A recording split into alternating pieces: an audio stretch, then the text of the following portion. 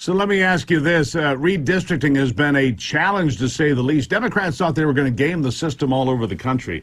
New York is the biggest disappointment. They just got slapped down there. What was the redistricting process in Pennsylvania, and how has that impacted what you're doing, what's happening across the state? Yeah, our Supreme Court here in Pennsylvania is run by Democratic activists. And so when it comes down to it, they draw the map that they want. They are essentially unelected legislators. And they did try to draw friendlier maps.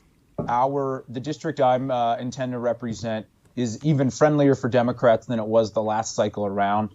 That said, Steve, with the wave that we're expecting in November, I don't think there's going to be anywhere for Democrats to hide. And it is not as extreme a map as some other states got. You know, I look at gas prices on a daily basis here, and one of the states I've been following is Pennsylvania. Your statewide average almost $4.70 a gallon as this primary arrives. $4.70 a gallon. Gas was $2.25 when Joe Biden took office. These are the sorts of things that have to impact the electorate. You've got this shortage of baby formula, and that is really angering mothers, those with infants and even those without, because they're like, how do you get this wrong? You had a whistleblower in September. You knew the factory was getting closed in February. You were warned. And all of a sudden, if we were better mind readers, that's the response from the president of the United States. If we were better mind readers, we could have controlled this better. That doesn't sell anywhere, does it?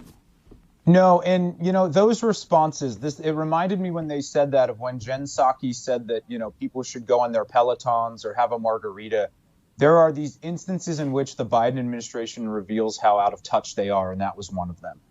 Steve, I spent 4 years in supply chain. I understand, one, how to fix these problems, but two, when the Biden administration eventually makes an announcement, just like they did with the oil reserves, just like they did around the ports in November and December, it's all surface level activity. They have no plan to fix these things. I talk to business owners every day, and the number one sentence I hear is, this thing that used to cost X now costs Y. That's real economic pain, and we see families getting crushed by it.